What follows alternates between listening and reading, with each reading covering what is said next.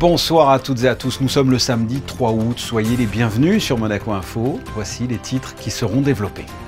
Lisa Pou, la dernière monégasque en compétition, s'entraîne du côté d'Amiens pour son épreuve de natation en eau vive. Notre équipe accréditée pour les JO est allée à sa rencontre. Notre correspondante aux États-Unis nous proposera une chronique sur Kamala Harris, candidate démocrate aux prochaines élections américaines. Vous connaissez peut-être la chanson « Il fait trop chaud pour travailler ». Malgré cela, il faut quand même assurer certains services, comme vous pourrez le constater dans un reportage. Nous recevrons le directeur délégué de l'association de sécurité solaire qui nous donnera quelques conseils pour ne pas prendre de risques au soleil. Du côté du quai Albert Ier, après toutes les activités que nous vous avons déjà présentées, vous découvrirez aujourd'hui le village de l'AS Monaco FC avec lors de l'inauguration la venue de la nouvelle recrue Georges Ilenikena. Et enfin un focus sur le tourisme en principauté. Vous saurez par exemple ce que recherchent les vacanciers dans la destination Monaco. Les Jeux Olympiques se poursuivent à Paris avec son lot d'émotions et de performances. Vous le savez, 6 athlètes monégasques qui portent haut les couleurs de la principauté. 5 d'entre eux ont terminé leur compétition. Il faudra attendre jeudi prochain pour voir entrer en lice Lisa Pou. Elle nagera dans la Seine le marathon 10 km. Émilie Rousseau, vous êtes notre envoyée spéciale sur ces Jeux Olympiques avec Hugo Comassa. Émilie, Lisa Pou a décidé de s'éloigner du village olympique pour préparer au mieux cette échéance. Oui, et c'est dans la Somme et plus précisément à Amiens que nous avons retrouvé Lisa Pou. Elle s'est installée ici depuis le 29 juillet dernier avec son entraîneur Michel Pou et son coéquipier d'entraînement Théo Druhen pour un seul et même objectif, préparer au mieux cette échéance du marathon 10 km dans la Seine. Elle a été la première qualifiée pour les Jeux Olympiques. Elle sera la dernière à entrer en compétition à Paris. Lisa Pou profite actuellement des installations du Coliseum, le complexe sportif de la ville d'Amiens, la piscine qui a vu éclore notamment le Français Jérémy Stravius. Un bassin qui n'a pas été choisi par hasard, car l'entraîneur monégasque Michel Pou a travaillé ici dans les années 90. À Amiens, la nageuse monégasque retrouve toute la quiétude nécessaire pour préparer au mieux ces Jeux. Nous sommes sur la préparation terminale. La logique, c'est la récupération la plus importante, aussi bien au niveau du sommeil, au niveau alimentaire et au niveau de l'entraînement également, où le volume est bien moins important. On ressollicite, mais l'essentiel du travail a été fait. Maintenant, il faut trouver les petites choses qui vont faire que la performance sera meilleure. Jeudi prochain, même si les paramètres sont nombreux, dans une course de 10 km, et il faut rester humble par rapport à tout cela. C'est donc à une centaine de kilomètres de la capitale que la spécialiste de la nage en eau libre peaufine les derniers réglages de sa course en enchaînant les longueurs et en respectant à la lettre le programme d'entraînement quotidien. C'est clair que c'était nécessaire parce que c'est vrai qu'au village il y a quand même beaucoup de monde. Moi je suis quelqu'un qui suis assez solitaire, j'aime rester seule en général. Quand il y a vraiment une grosse population, je perds beaucoup d'énergie. Donc c'est vrai que c'était important de sortir un peu de tout ça, même si on a bien profité avec l'équipe, c'était très, très chouette de vivre ça. Il fallait aussi penser à la performance, d'où la raison pour laquelle on est venu ici à Amiens pour rester tranquille. Et je pense qu'on a été très bien accueillis. Je pense pas, c'est une certitude. Les gens sont très, très chaleureux ici, très bienveillants. On a des conditions extraordinaires, on a une ligne chacun et c'est juste parfait pour la prépa finale.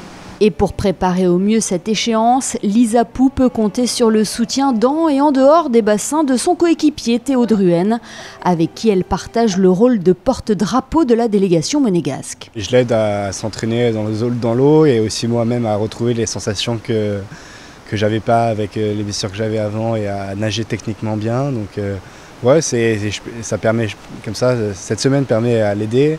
Elle et à m'aider moi aussi dans ma reprise de nage et de la technique après les Jeux. Lisa Pou rentrera au village olympique lundi pour rentrer en Seine le 8 août prochain. En basket, l'équipe de France a perdu son match de poule face à l'Allemagne hier 85-71. Le joueur de la Roca Team, Mathieu Strazel, n'a pas réitéré son exploit face au Japon où grâce à lui, les Bleus l'avaient emporté sur le fil. Malgré cette défaite face aux Allemands qui, on le rappelle, sont champions du monde, les Français sont qualifiés pour les quarts de finale. On écoute Mathieu Strazel qui était au Club France. Il est au micro de Christophe Paco. Après la petite désillusion d'hier, l'important c'est de faire le vide dans nos têtes, bien évidemment de comprendre pourquoi on a perdu et comment on va devoir mieux faire. Mais l'important c'est qu'on se repose et qu'on arrive prêt physiquement et mentalement pour ce quart de finale. C'est une petite finale quoi finalement qui se joue maintenant. Petite non, c'est 3 finales. Voilà, il y a 3 finales à jouer, bien évidemment match après match, mais voilà, nous on voit ça comme une finale, même si c'est qu'un quart, et on va arriver avec les crocs. Faut revenir avec une médaille à Monaco. Hein.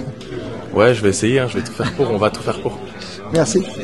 Et concernant les Azuréens qui participent au JO, le plus monégasque d'entre eux, il s'agit probablement de Théo Andan, licencié à l'ASM Athlétisme depuis tout jeune. Eh bien, le vice-champion du monde du 4x400 s'est qualifié vendredi en fin d'après-midi pour la finale du 4x400 mixte en battant le record de France. La finale est à suivre ce soir à 20h55. JO toujours, le gouvernement princier intervient en renfort sur les Jeux Olympiques de Paris par le biais de la direction des plateformes et des ressources numériques. C'est un peu technique, mais la DPRN fait partie intégrante du dispositif mis en place pour assurer la gestion et le contrôle du spectre des fréquences radioélectriques sur l'ensemble des sites olympiques du territoire français. Son rôle est de contrôler l'ensemble des équipements radioélectriques, de vérifier les appareils sans fil et de garantir en temps réel la disponibilité des fréquences attribuées, comme des caméras embarquées, des talkie-walkie, les radios des véhicules de sécurité et j'en passe. Faisons un tour du côté de l'actualité américaine. Le président des démocrates a annoncé vendredi que Kamala Harris avait reçu suffisamment de votes de la part des délégués du parti pour être nommée comme candidate officielle pour les élections de novembre. On vous retrouve, Alexandra Pani, bonsoir. Vous êtes à New York. Le résultat est finalement arrivé plus tôt que prévu. Bonsoir à vous. Oui, finalement, nous n'aurons pas eu à attendre la convention des démocrates qui se tiendra le 19 août à Chicago. Kamala Harris, sans grande surprise, est la nouvelle candidate démocrate qui fera face à Donald Trump en novembre prochain. Ce vendredi, elle a exprimé sur son compte Twitter tout l'honneur pour elle de représenter son camp. Elle acceptera sa nomination officielle la semaine prochaine. Rappelons le contexte. Sa candidature arrive après le désistement tardif, le 21 juillet, du président sortant Joe Biden. Le Parti démocrate avait lancé un appel au vote virtuel des délégués depuis jeudi matin. Et ce vendredi après-midi, Kamala avait déjà atteint le nombre requis de votes. Les autres délégués auront tout de même jusqu'à lundi, délai officiel, pour retourner leur bulletin. Mais qui est Kamala Harris? La vice-présidente de Joe Biden aura tout juste 60 ans en novembre prochain. Elle est née à Oakland, en Californie, et vient d'une famille d'intellectuels immigrés. Son père est aujourd'hui professeur honoraire à la prestigieuse université de Stanford, et sa mère était une chercheuse reconnue dans la lutte contre le cancer du sein. Harris a, elle, suivi des études en sciences politiques et économiques à Howard University, puis en droit à Hastings Université de Californie. Elle commence sa carrière en tant que procureur adjoint, puis sera élue en 2004 procureur de San Francisco. En 2011, elle est élue procureure générale de Californie. En 2016, elle devient sénateur de Californie, puis vice-présidente en 2021. Kamala Harris a d'ores et déjà marqué l'histoire américaine en étant la toute première femme noire américaine d'origine asiatique à différents rangs politiques. Et aujourd'hui, elle est la première à être désignée à un si haut niveau comme candidate à la présidence des États-Unis. Merci Alexandra. Et sachez que dans le duel Kamala Harris-Donald Trump, le candidat républicain a déjà annoncé sur son réseau social qu'il avait convenu avec Fox News de débattre le 4 septembre avec la candidate démocrate. On change de sujet. Avec ces fortes chaleurs, vous avez peut-être privilégié l'option télétravail à la maison, au frais, avec la climatisation. Pour d'autres métiers, pas le choix. Ce n'est pas possible. Frédéric Elion, vous êtes allé à la rencontre des courageux qui travaillent en extérieur avec ces températures élevées. Et oui Fabien, forcément beaucoup de corps de métier continuent de travailler avec ces fortes chaleurs. C'est notre cas bien sûr à nous, les journalistes. Alors on va opter pour le petit polo de la chaîne plutôt que la traditionnelle chemise et la veste pour éviter d'être trempé après 10 minutes comme ça lors d'un duplex en plein soleil. On est allé avec Lionel Bernardi à la rencontre de toutes ces personnes qui travaillent malgré ces fortes chaleurs. Ce n'est pas encore le yacht show, mais le port Hercule est déjà bondé avec beaucoup de bateaux. Pour y acheminer de la nourriture ou des boissons, les livreurs sont sur le pont toute la journée. Moi je suis chauffeur-livreur là au Carrefour sur le port. C'est un peu compliqué les chaleurs parce qu'on a beaucoup de bateaux et beaucoup de touristes. On essaye de s'adapter mais c'est pas toujours simple quoi. Justement, en termes d'adaptation, comment faire avec les différentes livraisons pour pouvoir un petit peu éviter cette chaleur-là? Rester un peu dans le camion à la clim ou boire beaucoup quoi. Après il n'y a pas beaucoup de solutions parce que malheureusement, on n'a pas le choix d'aller dehors. Eux aussi n'ont pas le choix, les techniciens de chez Sadi interviennent sur le terrain malgré ces fortes chaleurs. Là on tire des câbles pour la fibre, donc voilà, quand on est au soleil c'est un peu dur, mais bon, dès qu'on passe à l'ombre ça va un peu mieux. En termes d'horaire, ça se passe comment? Les horaires c'est 8h midi, 13h, 17h. Nos responsables, dès qu'ils voient qu'il fait trop chaud, ils nous laissent respirer quand même, ça va, c'est pas non plus le bagne. Quand on parle température élevée et grand soleil, on pense forcément à la plage. Au Neptune, le mot-clé, c'est adaptation pour satisfaire au mieux les clients malgré la chaleur. Là on est en pleine saison d'été, donc on a quand même beaucoup de monde, on a beaucoup de réservations. Et s'adapter, oui, on s'adapte, on n'a pas trop le choix. Même avec la chaleur, on boit beaucoup d'eau, on essaie de se prendre des douches régulièrement, etc. Essayer de se rafraîchir au maximum de ce qu'on peut. Les récentes fortes chaleurs ont aussi eu un impact sur la clientèle et leurs habitudes. On va dire qu'en début de saison d'été, les clients venaient plus vers 9h, entre 9h et 10h. Là, avec les fortes chaleurs, les clients viennent plutôt vers 14h30, 15h. On se prend une grosse vague de clients vers 15h. Sur la partie plage, avec les transats, l'établissement accueille 150 clients par jour.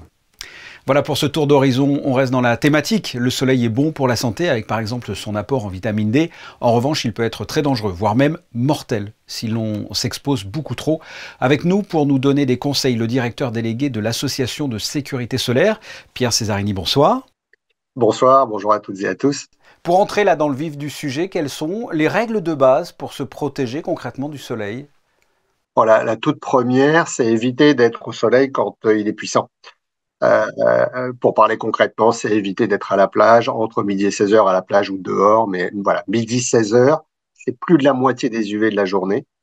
Si on veut faire vraiment un geste efficace en termes de prévention et de protection solaire, éviter d'être dehors à ce moment-là. Sinon, c'est mettre évidemment en œuvre tous les moyens de protection possibles. La première, c'est souvent chercher ou se mettre à l'ombre.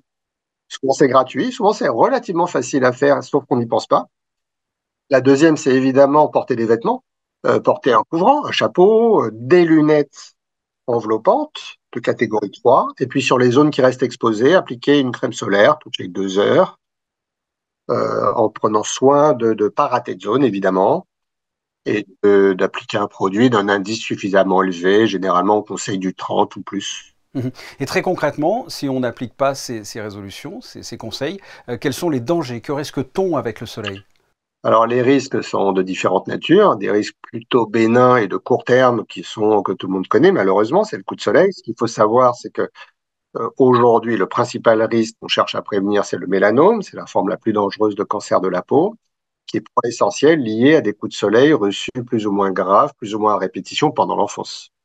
Donc, vraiment, c'est ça le risque. Puis, le deuxième risque, il est oculaire, c'est la cataracte. On a aujourd'hui en France 900 000 interventions de la cataracte. Une intervention, ça coûte 1 500 €. Donc, c'est des coûts très, très importants qu'on pourrait économiser si on se protégeait un peu mieux du soleil, les yeux, pendant l'enfance, mais pendant toute notre vie finalement. Il y a beaucoup aussi d'idées reçues, bronze-t-on quand même avec des nuages, il faut beaucoup se crémer pour se protéger du soleil, il y a plus d'UV l'été qu'au printemps, et j'en passe. Quelles sont comme ça les idées reçues en général et qui sont fausses concernant le soleil? La principale, c'est le soleil est dangereux quand il fait chaud. En fait, ce qui provoque des coups de soleil et à plus long terme, vous l'avez compris, les cancers de la peau, c'est le rayonnement ultraviolet. Et ce rayonnement ultraviolet, c'est un rayonnement qui est froid.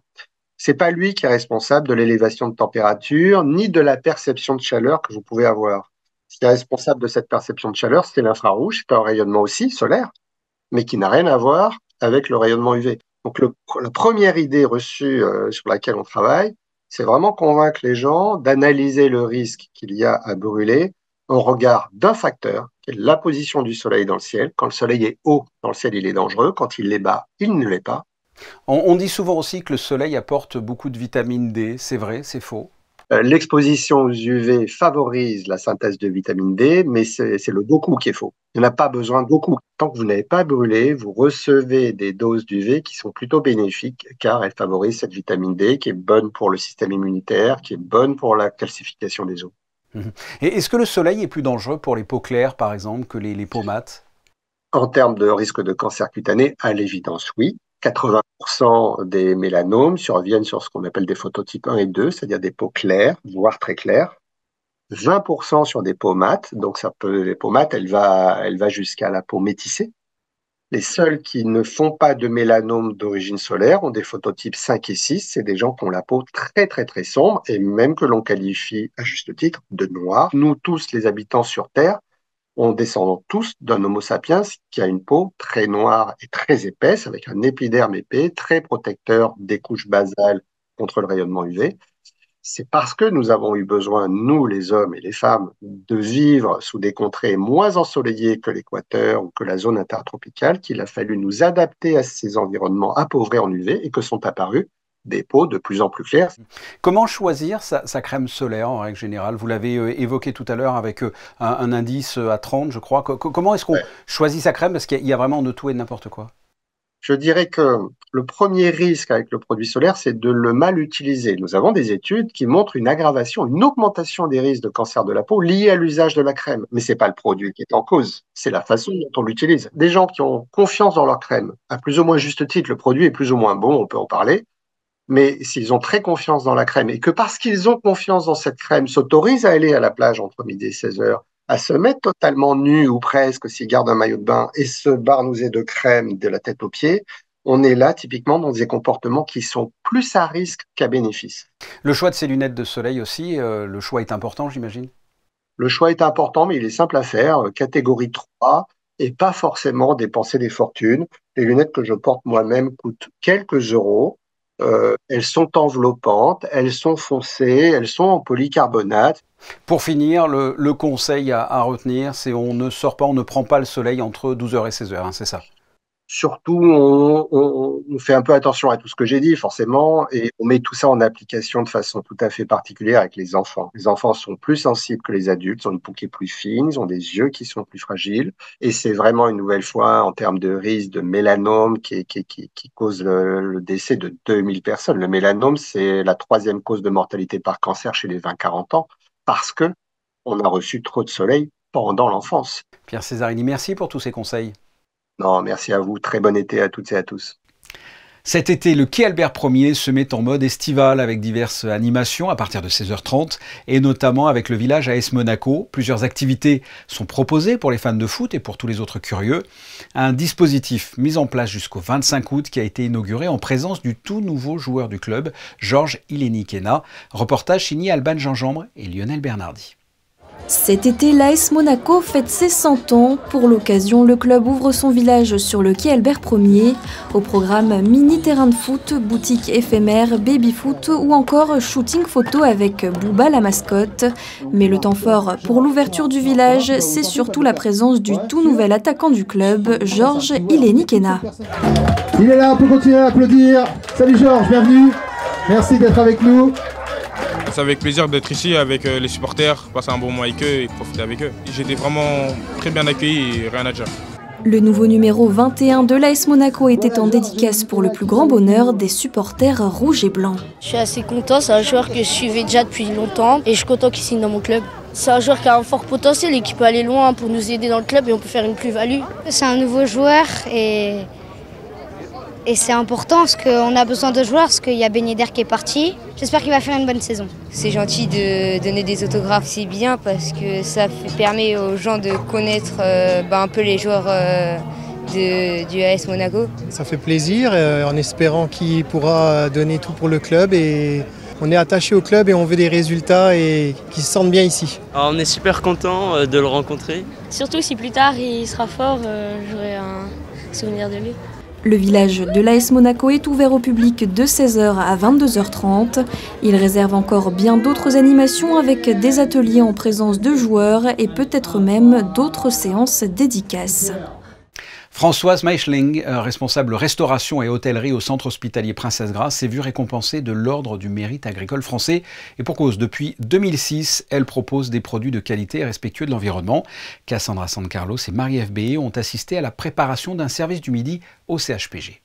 Depuis son arrivée au centre hospitalier Princesse Grasse, Françoise Meichling met en place un service de qualité pour les patients, tout en respectant l'environnement. un engagement pour lequel elle a été récompensée. C'est avec un grand honneur que j'ai reçu début juillet la médaille de chevalier de l'Ordre du Mérite agricole qui est délivrée par le ministère de l'Agriculture de France. J'ai été bien évidemment agréablement surprise et honorée. Cette médaille en fait récompense en quelque sorte des années de travail sur mes engagements environnementaux sur la cuisine centrale du centre hospitalier Princesse Grasse. Sa mission principale, que le repas soit un soin pour les patients. Ici, ils choisissent ce qu'ils désirent manger selon leurs envies. Et parmi ces très nombreux engagements, on retrouve notamment la mise en place de petits déjeuners bio, de menus végétariens ou encore d'un compost. Les fruits qui ne sont plus consommables sont, eux, recyclés en compote, confiture ou sorbet pour les patients. Le centre hospitalier ne travaille qu'avec des produits frais provenant de producteurs locaux. Le tri est également une cause qui lui tient à cœur.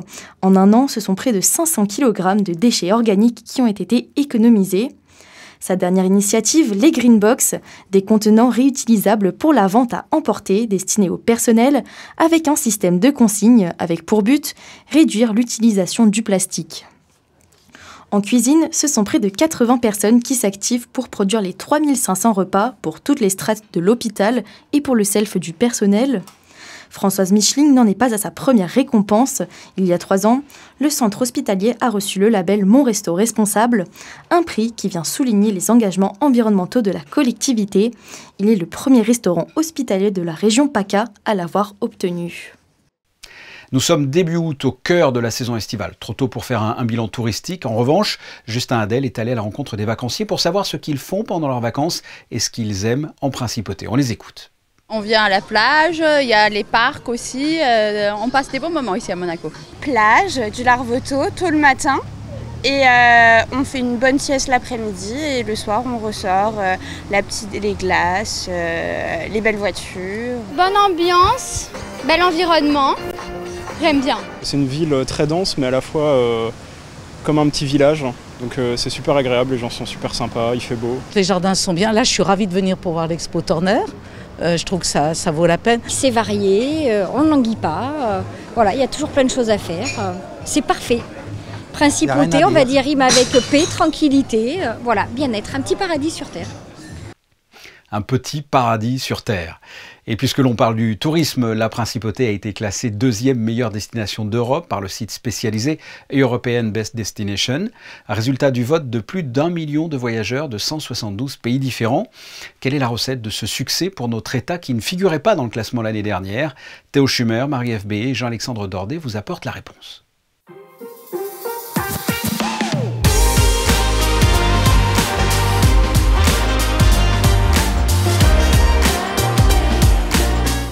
Un pays à taille humaine qui reflète le mariage parfait entre glamour, culture et détente. Voilà comment le site European Best Destinations décrit la Principauté, qui trône à la 2e place de son classement cette année, juste derrière Marbella en Espagne. Et attention, cette 2e place, ce sont les voyageurs eux-mêmes qui l'ont voté.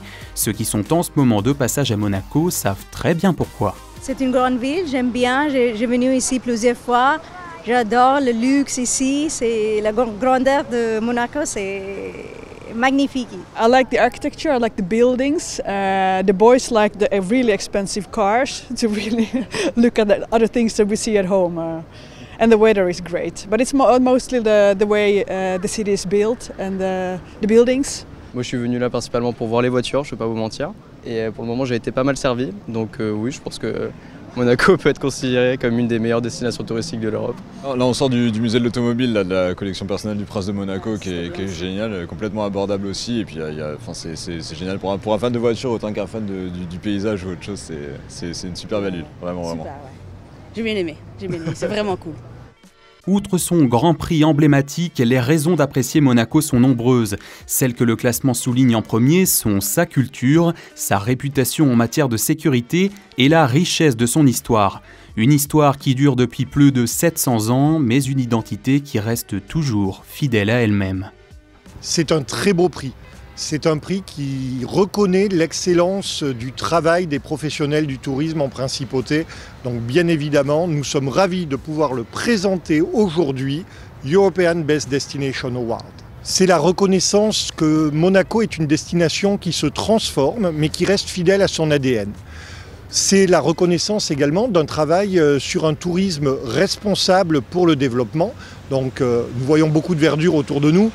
C'est un point qui a été récompensé, c'est la qualité de vie en principauté. Monaco arrive en tête sur les votes des couples de 25 à 45 ans. Donc c'est extrêmement positif, ça prouve que Monaco n'est pas ancré dans un imaginaire de la seconde moitié du XXe siècle. C'est ça qui a fait notre histoire avec la création de Monte-Carlo à la fin du XIXe siècle. Mais c'est le Monaco d'aujourd'hui, par les gens d'aujourd'hui, qui est plébiscité. Et c'est un excellent signe pour l'avenir.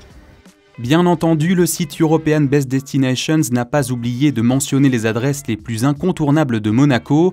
Le Rocher, avec son musée océanographique foulé par 675 000 visiteurs par an, le fameux Palais Princier, la station balnéaire du Larvotto et sa plage ensoleillée été comme hiver, ou le casino de Monte-Carlo et sa place entre les hôtels et cafés de Paris.